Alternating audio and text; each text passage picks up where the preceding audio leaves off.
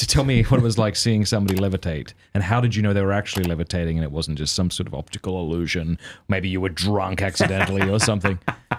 Well, maybe not the second one, I'm joking, but the first one, how did you know it was legit and what happened?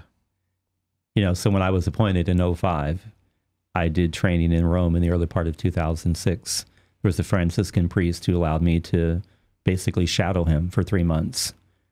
One of the exorcisms that I sat in on was where the lady, when she manifested, the demon levitated. You know, anytime somebody's possessed, all the actions of that body are now wholly defined by the demon.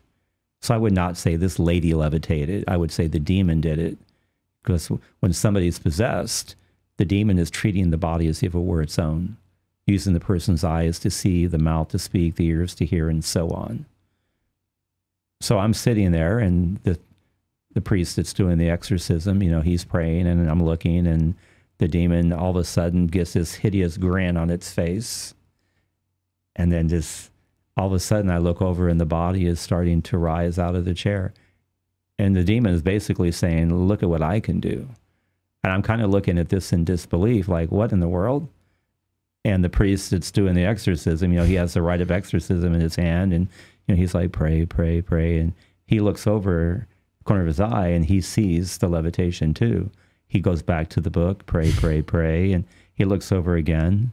And then he just takes his hand and puts it on the body of this lady and pushes her back down into the chair, the body into the chair. He didn't even phase 1 minute. He did. I'm over there like in disbelief, and he's just like, business as usual.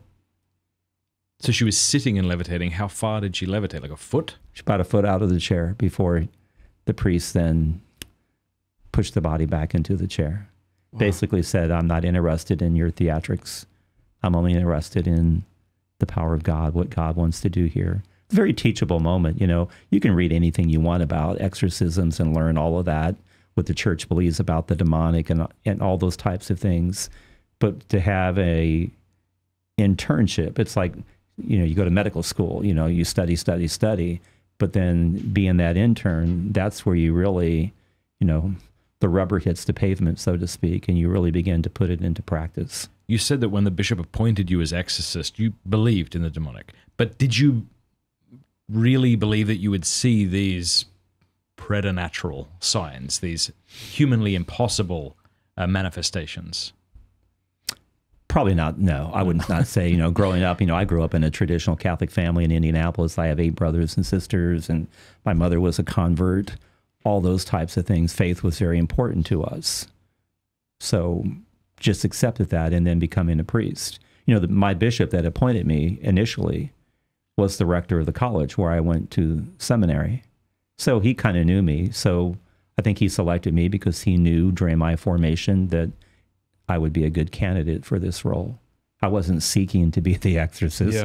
Kind of the last job I thought I would ever have. Did the Franciscan who took you under his wing say you might see some things that you can't explain? Like, were you prepared for that, or did you just think you were going to go in to say a few prayers?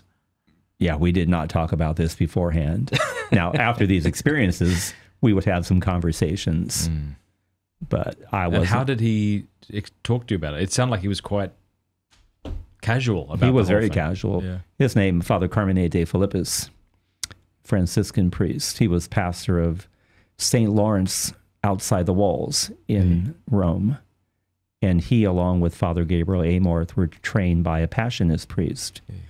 Father Gabriel Amorth, well-known, former chief exorcist in Rome, passed away in 2016.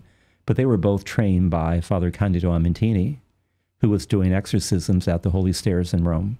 People who have ever been to Rome, you know, Holy Stairs right across the street from the Basilica of St. John Lateran. A couple months ago I was there. I was there last month. Oh, beautiful. And at the top of the stairs, there's a little chapel. Yeah. There's a bust of Father Candido Amentini in there. Oh, okay. He's now servant of God. Wow. But I really think he's the one that helped bring exorcism back into the modern era. Hey, thank you so much for watching. Before you go, do us a favor, leave a comment, let us know what you thought of the video, like, and subscribe.